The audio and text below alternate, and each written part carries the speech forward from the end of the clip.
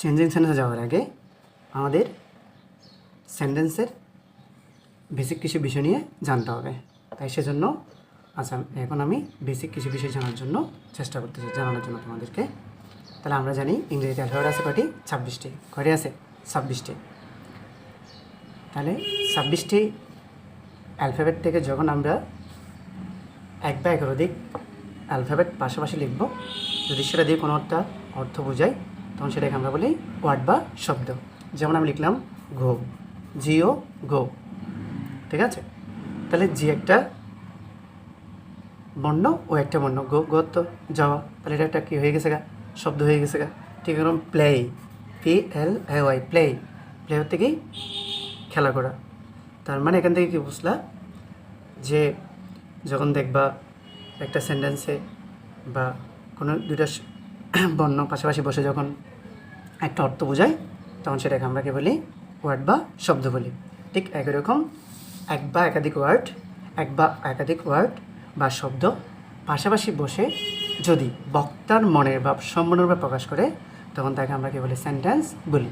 আবারও বলতেছি, এক বা একাধিক ওয়ার্ড বা শব্দ পাশাপাশি বসে যদি বক্তার মনের ভাব সম্পূর্ণরূপে প্রকাশ করে তখন তাকে আমরা কি বলি? সেন্টেন্স বলি। যেমন লিখলাম I play football, I play football, আমি ফুটবল খেলি, ঠিক আছে? তার মানে ব্যাপারটা হচ্ছে যে আই একটা ওয়ার্ড, প্লে একটা ওয়ার্ড, ফুটবল একটা ওয়ার্ড, ঠিক আছে? তার মানে তিনটে ওয়ার্ড মিলে একটা অর্থ বোঝাইছে যে আই প্লে ফুটবল, আমি ফুটবল খেলি, তার মানে সেটা একটা বাক্য। তাহলে আমরা এখান থেকে কী বলতে পারি? এক বা একাধিক ওয়ার্ড পাশাপাশি বসে যদি বক্তার মনের ভাব সম্বন্ধে প্রকাশ করে তখন তাকে আমরা কী বলি? বাক্য বলি। তবে বাক্য হওয়ার জন্য অনেক সময় শুধুমাত্র একটা মাত্র শব্দ দিয়েও কী হতে পারে? বাক্য হতে পারে। যেমন গো, যাও, কাম, আসো, এভাবে দিয়েও বাক্য হতে পারে, ঠিক আছে?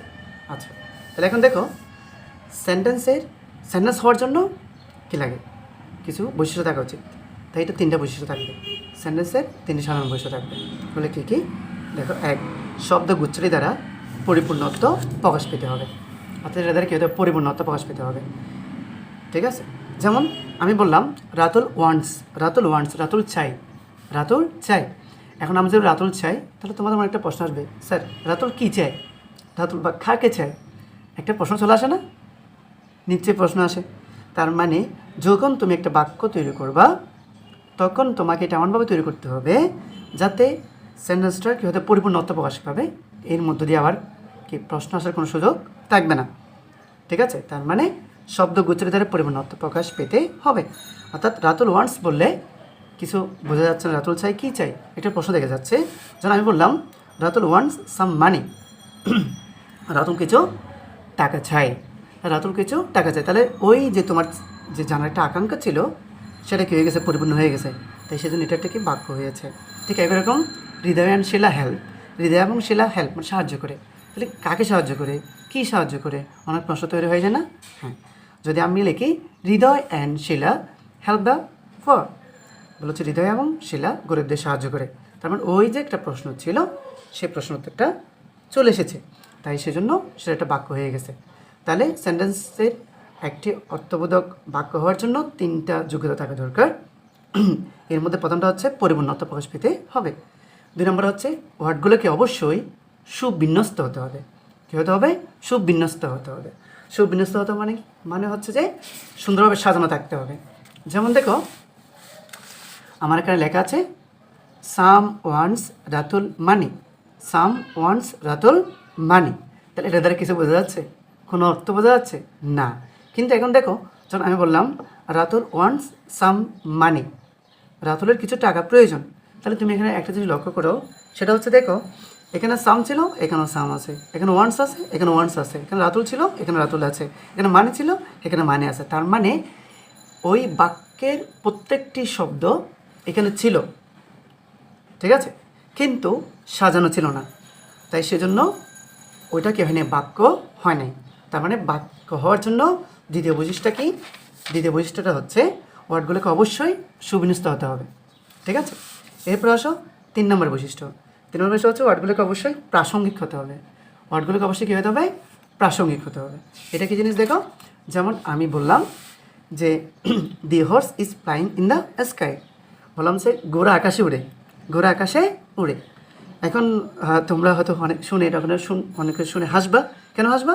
কী রে, আর কাছে আর কোনো পাগল হয়ে গেছে নাকি যে ঘোড়াকে আকাশে উঠতে পারে? তোমার কতটাই সত্য।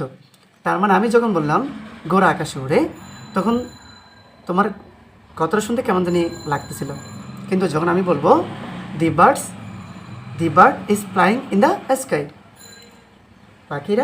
পাখিটি আকাশে উড়ে, the bird is flying in the sky, পাখিটি আকাশে উড়ে। তার মানে দেখো পাখির আকাশে ওড়ার যোগ্যতা আছে, ঠিক আছে, ঘোড়ার আকাশে ওড়ার যোগ্যতা নাই। তার মানে কথাটা হচ্ছে, আমি যে একটা কথা বলবো, যে আমি একটা বাক্য লিখবো, সেটাকে অবশ্যই প্রাসঙ্গিক হতে হবে, ঠিক আছে। ওকে, তাহলে আমরা কি বুঝলাম? আমরা বুঝলাম যে আমরা যেমন তেমন করে কয়েকটা শব্দ পাশাপাশি লিখে দিলে সেটা কখনোই কি হতে পারে না, বাক্য হতে পারে না। বাক্য হতে অবশ্যই তাকে একটা সম্পূর্ণ মনের ভাব সম্পূর্ণ প্রকাশ করতে পারতে হবে এবং শ্রোতা শুনে সেটা বুঝতে পারতে হবে। তো সেই জন্য আমরা তিনটা বৈশিষ্ট্য জানলাম। তিনটা বৈশিষ্ট্যগুলো আমি আরেকবার রিভিশন দিচ্ছি। সেটা হচ্ছে শব্দগুচ্ছটি দ্বারা পরিপূর্ণতা প্রকাশ পেতে হবে, ওয়ার্ডগুলোকে অবশ্যই সুবিন্যস্ত হতে হবে, ওয়ার্ডগুলোকে প্রাসঙ্গিক হতে হবে। আচ্ছা, তাহলে এখন দেখো এই সেন্টেন্সগুলোকে অর্থ অনুসারে, গঠন অনুসারে ভাগ করা হয়েছে, ঠিক আছে। তাহলে অর্থ ভেদে সেন্টেন্সকে 5 ভাগে ভাগ করা হয়েছে। কয় ভাগে? 5 ভাগে। ঠিকই, অ্যাসার্টিভ সেন্টেন্স, বিবৃতিমূলক বাক্য, ইন্টারোগেটিভ সেন্টেন্স, প্রশ্নবোধক বাক্য, ইম্পারেটিভ সেন্টেন্স, অনুজ্ঞাসূচক বাক্য, অপটেটিভ সেন্টেন্স, ইচ্ছাসূচক আর প্রার্থনামূলক বাক্য, এক্সক্লামেটরি সেন্টেন্স, বিস্ময়বোধক বা আবেগমূলক বাক্য। ঠিক একই রকমভাবে আবার গঠন ভেদে, গঠন অনুসারে বাক্যকে 3 ভাগে ভাগ করা হয়েছে। সেগুলো কী কী? সিম্পল সেন্টেন্স, সরল বাক্য, কমপ্লেক্স সেন্টেন্স, জটিল বাক্য, কম্পাউন্ড সেন্টেন্স, মিশ্র আর যৌগিক বাক্য, ঠিক আছে। তাহলে আমরা এখন চলে যাব ওই যে অর্থভেদে যে সেন্টেন্স 5 প্রকার, এই 5 প্রকার সেন্টেন্স সম্পর্কে আমরা এখন জেনে নিব। তাহলে এবার দেখো অ্যাসার্টিভ সেন্টেন্স, যে সেন্টেন্স দ্বারা কোনো ঘটনাকে বর্ণনা করা হয় বা কোনো বিবৃতি প্রদান করা হয় তাকে অ্যাসার্টিভ সেন্টেন্স বলে। তাহলে অ্যাসার্টিভ সেন্টেন্স এর বাংলা হচ্ছে কি? বিবৃতিমূলক বাক্য, অর্থাৎ কোনো ঘটনা বর্ণনা করবে বা কোনো একটা প্রশ্নের উত্তর দিবে, এই জাতীয় হলে এগুলো করলে কি? অ্যাসার্টিভ সেন্টেন্স, ঠিক আছে। তাহলে অ্যাসার্টিভ সেন্টেন্সের উদাহরণটা দেখো, লেখা আছে মনে করো আই এম এ স্টুডেন্ট, আমি একজন ছাত্র। জিহান ইজ এ গুড বয়, জিহান একজন ভালো ছেলে। আচ্ছা, তাহলে এখন দেখো অ্যাসার্টিভ সেন্টেন্সটাকে আমরা 2 ভাগে ভাগ করি, যেহেতু বিবৃতিমূলক, ঠিক আছে। 2 ভাগে ভাগ করা হয়, একটা হচ্ছে হ্যাঁ বোধক, একটা হচ্ছে না বোধক। তাহলে যেটা দ্বারা হ্যাঁ বোধক বোঝায় সেটা হচ্ছে অ্যাফার্মেটিভ সেন্টেন্স, আর যে সেন্টেন্স দ্বারা না বোধক বোঝায় সেটা হচ্ছে নেগেটিভ সেন্টেন্স। তাহলে এই যে পড়লাম I am a student, Jihan is a good student বা Jihan is a good boy, এগুলো হচ্ছে অ্যাফার্মেটিভ সেন্টেন্স। নেগেটিভকে দেখো I am not a student, আমি একজন ছাত্র নই। Jishan is not a good boy, Jishan একজন ভালো ছেলে নয়। তার মানে যখন আমি নেগেটিভ করব তখন এর স্ট্রাকচার, আর যখন আমি পজিটিভ করব বা অ্যাফার্মেটিভ করব তখন এর স্ট্রাকচারটা একটু দেখে নিতে হবে। তাহলে অ্যাফার্মেটিভ সেন্টেন্সের স্ট্রাকচারটা কি? সাবজেক্ট ভার্ব এক্সটেনশন, ঠিক আছে। I subject am verb a student, স্টুডেন্টটা কি? এক্সটেনশন। অনেক সময় অনেক জায়গায় লেখা থাকে সাবজেক্ট ভার্ব অবজেক্ট, দেখুন কথা হচ্ছে অবজেক্টটা দিলে একটু সমস্যা। সেটা হচ্ছে কি একটা সেন্টেন্সে সবসময় যে অবজেক্ট থাকতে হবে এমন কোনো কথা নাই। অর্থাৎ আমরা অবজেক্ট চিনি কীভাবে চিনি? কোনো ভার্বকে যখন কী বা কাকে দ্বারা প্রশ্ন করলে যেহেতু পাওয়া যায় সেটা হচ্ছে অবজেক্ট। যেমন আই এম এ স্টুডেন্ট, আমি একজন ছাত্র, আমি একজন ছাত্র হই, হ্যাঁ মানে তো হই, এটা আলাদা করে উল্লেখ করতে হয় না আর কি। তাহলে আমি কি হই? আমি ছাত্র হই। তাহলে ছাত্রটা এখানে কি? অবজেক্ট। তাহলে Zeeshan is a good boy, Zeeshan হচ্ছে একজন ভালো ছাত্র। তাহলে জিশান কি ছেলে? তাহলে কী ছেলে উত্তর পাওয়া যাবে? কাকে ছেলে? কোনো উত্তর পাওয়া যাবে না। কিন্তু আমি যদি বলি এটা হচ্ছে গুড বয়, মানে গুডটা এখানে কি অ্যাডজেক্টিভ, ঠিক আছে। তাহলে অবজেক্ট সবসময় একটা সেন্টেন্সে থাকে না, ঠিক আছে। সেই জন্য আমরা বলবো অ্যাফার্মেটিভ সেন্টেন্সের স্ট্রাকচারটা হচ্ছে সাবজেক্ট ভার্ব এক্সটেনশন, ঠিক আছে। এবার হচ্ছে নেগেটিভ। তাই নেগেটিভের স্ট্রাকচারটা কি দেখো? Subject auxiliary verb not main verb extension, subject auxiliary verb not main verb extension. তাহলে দেখো এখানে দেখো আই আসছে, আই পরে এম আসছে, এমন পর নট আসছে, অর্থাৎ অক্সিলারি ভার্ব পরে নটই চলে এসেছে। ঠিক আছে, এখানে মধ্যে মেন ভার্ব থাকতো, একটা মেন ভার্ব বসতো কিন্তু। ঠিক আছে, মেন ভার্ব যেহেতু নাই সেজন্য মেনটা এখানে বসে নাই। তো মেন ভার্ব না থাকলেও তাহলে কী হবে, কী হয় সাবজেক্ট আসবে, এরপরে কী হচ্ছে অক্সিলারি ভার্ব আসবে, এরপর নট আসবে, এরপর এক্সটেনশন বসে যাবে। আর যদি ভার্ব থাকে তাহলে সাবজেক্ট বসবে, অক্সিলারি ভার্ব বসবে, নট বসবে, তারপর কি মেন ভার্ব বসবে, তারপর এক্সটেনশন বসবে। ঠিক আছে, তাই আমরা অ্যাসার্টিভ সেন্টেন্সকে দুভাগে ভাগ করি, একটা হচ্ছে অ্যাফার্মেটিভ, একটা নেগেটিভ। ঠিক আছে, তাহলে এখন চলে যাব ইন্টারোগেটিভ সেন্টেন্সে। ইন্টারোগেটিভ সেন্টেন্স কি, যে সেন্টেন্স দ্বারা কোনো প্রশ্ন করা হয়, যে সেন্টেন্স দ্বারা কোনো প্রশ্ন করা হয় তাকে ইন্টারোগেটিভ সেন্টেন্স বলে। কোনো প্রশ্ন করে, তোমার বাড়ি কোথায়, তুমি কেমন আছো, তুমি কি আজকে ভাত খেয়েছো, ঠিক আছে, বা তুমি এখন কী করছো, তাহলে এই যে প্রশ্নগুলো করা একে বলে ইন্টারোগেটিভ সেন্টেন্স। ঠিক আছে, যেমন আর ইউ স্টুডেন্টস, আমরা কি শিক্ষার্থী, ডু ইউ লাইক বার্ডস, তুমি কি পাখিদের পছন্দ করো, আরেন্ট উই স্টুডেন্টস, আমরা কি ছাত্রছাত্রী নই, ডোন্ট ইউ লাইক বার্ডস, তুমি কি পাখিদের পছন্দ করো না। তার মানে দেখো এগুলো প্রশ্ন করা হচ্ছে। ঠিক আছে, তাহলে ইন্টারোগেটিভ সেন্টেন্সের স্ট্রাকচারটা কি দেখো, ইন্টারোগেটিভ স্ট্রাকচার হচ্ছে auxiliary verb, subject, verb, extension. তাহলে ইন্টারোগেটিভ সেন্টেন্স শুরু হয় সবসময় কি দিয়ে, অক্সিলারি ভার্ব দিয়ে। যেমন এটা মূলত ছিল we are students, we are স্টুডেন্টসকে যখন আমরা ইন্টারোগেট করেছি হয়ে গেছে আর ইউ স্টুডেন্টস, আমরা কি শিক্ষার্থী। তাহলে হচ্ছে ইউ লাইক বার্ডস, তুমি পাখিদের পছন্দ করো। যখন আমি প্রশ্ন করছি ডু ইউ লাইক বার্ডস, অর্থাৎ যখন কোনো সেন্টেন্সে অক্সিলারি ভার্ব থাকবে না তখন আমাদেরকে কী করতে হয়, ডু, ডাস, ডিড নিয়ে আসতে হয়। ঠিক আছে, তো আমরা জানি ডু এবং ডাস বসে প্রেজেন্ট ইনডেফিনিট টেন্সে, ডিড বসে ফার্স্ট ইনডেফিনিট টেন্সে, আর ডাস বসে subject third person singular number হলে। ঠিক আছে, তাও প্রেজেন্ট ইনডেফিনিট টেন্সে। ঠিক আছে, তাহলে সেই হিসাবে এখানে এটা বসেছে। তাহলে আমরা স্ট্রাকচারকে দেখেছি, অথবা ডাব্লিউএস ওয়ার্ড, অক্সিলারি ভার্ব, তারপর সাবজেক্ট, ভার্ব, এক্সটেনশন। ঠিক আছে, যেমন আমি যদি এটা করি তাহলে এটা কি লেখা যায়, হোয়াট ইজ ইয়োর নেম, তোমার নাম কি। ঠিক আছে, তাই দিলাম হোয়ার ডু ইউ লিভ, তুমি কোথায় বাস করো। তাহলে দেখো প্রথমে শুরু হয়েছে ডাব্লিউএস কোয়েশ্চেন, ডাব্লিউএস কোয়েশ্চেন, তারপর হয়েছে অক্সিলারি ভার্ব, এই তো অক্সিলারি ভার্ব বসেছে, তারপর হচ্ছে ভার্ব থাকলে আসবে, না থাকলে নাই, তারপর সাবজেক্টও আসেই, সাবজেক্ট, এটা তারপর সাবজেক্ট পর কী আছে, ভার্ব আছে। কেমন, তাহলে সবসময় যে সাবজেক্ট পর ভার্ব হবে এমন কথা নাই। তাহলে এখান থেকে কি বুঝলাম, ইন্টারোগেটিভ সেন্টেন্স স্ট্রাকচার হচ্ছে auxiliary subject verb, auxiliary subject verb. ঠিক আছে, তাহলে আমরা তোমাদের কি বললাম, ইন্টারোগেটিভ সেন্টেন্স নিয়ে পড়লাম। এখন চলে যাবো আমরা ইম্পারেটিভ সেন্টেন্সে। ইম্পারেটিভ সেন্টেন্সে বাংলাকেই অনুজ্ঞাসূচক। ঠিক আছে, তাহলে দেখো যে সেন্টেন্স দ্বারা আদেশ, উপদেশ, অনুরোধ, নিষেধ, প্রস্তাব ইত্যাদি বোঝায় তাকে ইম্পারেটিভ সেন্টেন্স বলে। যে সেন্টেন্স দ্বারা আদেশ, উপদেশ, অনুরোধ, নিষেধ, প্রস্তাব ইত্যাদি বোঝায় তাকে ইম্পারেটিভ সেন্টেন্স বলে। যেমন লিসেন অ্যান্ড সেই, লিসেন অ্যান্ড সে, শুনো এবং বলো, শোনো এবং বলো। তার হচ্ছে ডোন্ট ওয়েস্ট টাইম, সময় অপচয় করিও না, এটা হচ্ছে কি নিষেধ, সময় অপচয় করিও না। বলা হচ্ছে কি কাম, আসো, তাহলে ডাকলো আদেশ, ডু ইট ওয়ার্ক, কাজটি করো আদেশ। উপদেশ হচ্ছে যে রোদে দৌড়াদৌড়ি করিও না, উপদেশ।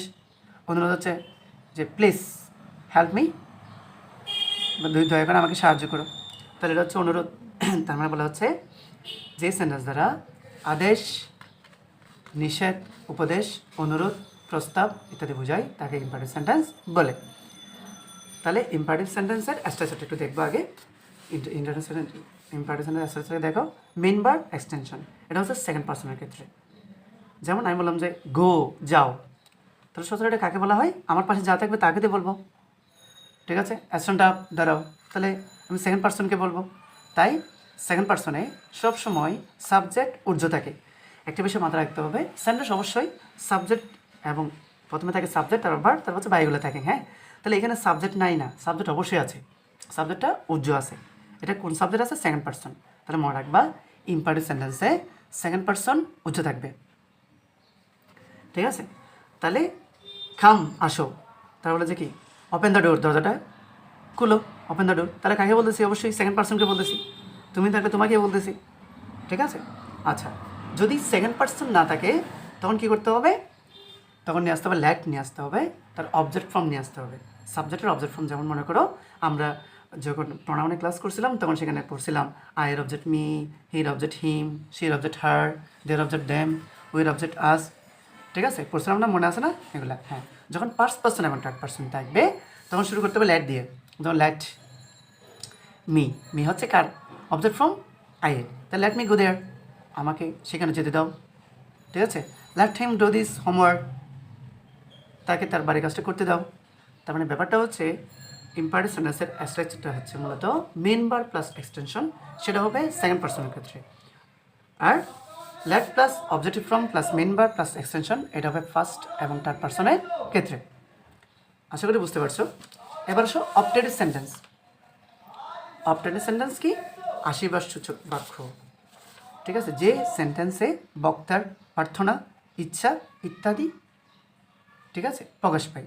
আবার বলতেছি, যে সেন্টেন্সে বক্তার প্রার্থনা, ইচ্ছা, আশীর্বাদ ইত্যাদি প্রকাশ পায় তাকে অপটেটিভ সেন্টেন্স বলে।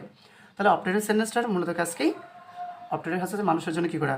প্রার্থনা করা, আল্লাহর কাছে প্রার্থনা করা, তারপর হচ্ছে কাউকে দোয়া করা, ঠিক আছে? এটা হচ্ছে অপটেটিভ সেন্টেন্স। তাহলে অপটেটিভ সেন্টেন্সের স্ট্রাকচারটা কি? May plus subject plus verb plus extension. তাহলে ম্যাই দিয়ে শুরু হতে পারে, লং দিয়ে শুরু হতে পারে। তাহলে মনে রাখতে হবে ম্যাই দিয়ে শুরু হলে মেয়ের পর আসবে সাবজেক্ট ভার্ব, মেয়ের পর আসবে কি? Subject verb plus extension. আর যদি লং দিয়ে শুরু হয়, লংয়ের পর কিন্তু অবশ্যই কি আসবে? ভার্ব আসবে। লংয়ের পর অবশ্যই কি আসবে? ভার্ব আসবে। লং তার verb plus subject plus extension. যেমন দেখো, ম্যাই দিয়ে শুরু করেছি, কি আছে? মে আল্লাহ ব্লেস ইউ, আল্লাহ তোমার মঙ্গল করুক। তাই মেয়ের পরে কি এসেছে? সাবজেক্ট এসেছে, তার ভার্ব এসেছে, ঠিক আছে? এরপরে কি এসেছে? প্রোনাউন এসেছে, ভার্ব, ঠিক আছে? তাহলে ঠিক এরকম মে ইউ বি হ্যাপি, তুমি কি হও? সুখী হও, তুমি কি হও? সুখী হও। তাহলে মেয়ের পরে কি এসেছে? সাবজেক্ট এসেছে, তার ভার্ব এসেছে। মেয়ের পরে সাবজেক্ট এসে ভার্ব এসেছে। কিন্তু যখন লং দিয়েছি তাহলে দেখো লংয়ের পরে কি আসবে বলছে? ভার্ব। লংয়ের পরে কি আসবে বলছিল? ভার্ব। তাই দেখো, লং লিভ আওয়ার প্রেসিডেন্ট, আমাদের প্রেসিডেন্ট দীর্ঘজীবী হোক, অথবা লং লিভ দ্য কিং, রাজা দীর্ঘজীবী হোক, ঠিক আছে? তাহলে অপটেটিভ সেন্টেন্স কি? যে সেন্টেন্সে বক্তার প্রার্থনা, ইচ্ছা, আশীর্বাদ ইত্যাদি প্রকাশ পায় তাকে অপটেটিভ সেন্টেন্স বলে। আচ্ছা, এখন আমরা আসবো এক্সক্লেমেটরি সেন্টেন্স। একে বলে আবেগসূচক বাক্য, ঠিক আছে? আচ্ছা, তাই যে সেন্টেন্স দ্বারা বক্তার মনের আকস্মিক বা আবেগ প্রকাশ করে তাকে এক্সক্লেমেটরি সেন্টেন্স বলে। যে সেন্টেন্স দ্বারা বক্তার মনের আকস্মিক বা আবেগ প্রকাশ করে তাকে এক্সক্লেমেটরি সেন্টেন্স বলে। যেমন হাউ নাইস দ্য সিনারিজ, সিনারিটি কী সুন্দর, বা প্রাকৃতিক দৃশ্যটা কী সুন্দর, ঠিক আছে? What an exciting news it is, কী চমৎকার সংবাদ এটি, ঠিক আছে? অর্থাৎ যখন আমরা এক্সক্লেমেটরি সেন্টেন্স লিখব তখন তো এটা আছে যে দুঃখ প্রকাশ করা, হাই আমার সর্বনাশ হয়েছে, ঠিক আছে? এই জাতীয় এগুলো থাকবে। এগুলো থাকলে প্রথমত একটা কী হবে? এক্সক্লেমেটরি মূলক একটা কি থাকবে? শব্দ থাকবে। এখানে এক্সক্লেমেশন কী করতে হবে? চিহ্নটা বসাইতে হবে, দেন পাকিস্তান আছে লিখতে হয়, ঠিক আছে? তারপর এগুলো ছাড়া যখন হাউ এবং হোয়াট দিয়ে লিখতে হয় তখন আমাদের এক্সপ্রেস হবে এটা হাওয়ের পর adjective, adverb plus subject verb. হাওয়ার পরে অ্যাডজেক্টিভ আসবে অথবা অ্যাডভার্ব আসবে, তারপর সাবজেক্ট ভার্ব আসবে, ঠিক আছে? তো দেখো হাওয়ার পরে নাইস এটা অ্যাডজেক্টিভ হয়েছে, দ্য সিনারিজ, তাহলে দ্য সিনারিটা সাবজেক্ট, ইজটা ভার্ব, ঠিক আছে? যখন হোয়াট বসবে, হোয়াটের পর অথবা অ্যান বসবে কেন? তাহলে হোয়াট, এটা অ্যানটা কিসের ভিত্তিতে বসবে? এটা তো আমরা আর্টিকেল, তোমরা জানো, ঠিক আছে? এই আর্টিকেলের ভিত্তিতে বসে, যেহেতু এটা এটা ভাওয়েল সাউন্ড, সেজন্য অ্যান বসেছে, হ্যাঁ? তাহলে what an exciting news it is. তাহলে আমরা কী করলাম? Assertive, imperative, interrogative, optative, exclamatory sentence কাকে বলে, স্ট্রাকচার এবং কিছু উদাহরণ জানলাম। আমরা এখন চেঞ্জিং সেন্টেন্সে চলে যাব।